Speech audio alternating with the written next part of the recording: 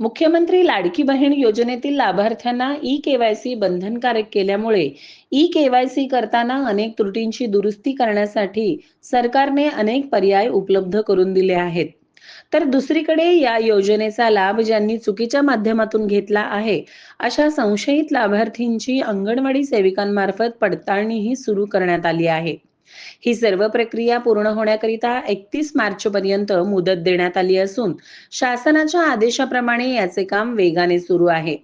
त्यामुळे सोलापूरसह राज्यातील लाडक्या बहिणींना आता डिसेंबर 2025 ते 2 मार्च 2026 या 4 महिन्यांचे 6,000 रुपये एप्रिलमध्ये एकदम दिले जाणार आहेत, असे शासनाने जाहीर केले आहे. सोलापूर जिल्ह्यात एकूण लाडक्या बहिणींची संख्या 11,30,563 आहे. दर महिन्याला 169.58 कोटी रुपये निधी लाडक्या बहिणीच्या योजनेच्या माध्यमातून महिलांना लाभ म्हणून दिला जातो.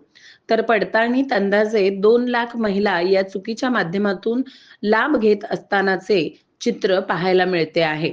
त्यामुळेच शासनाने सोलापूरसह संपूर्ण राज्यभरात पडताळणीचे काम सुरू केले आहे.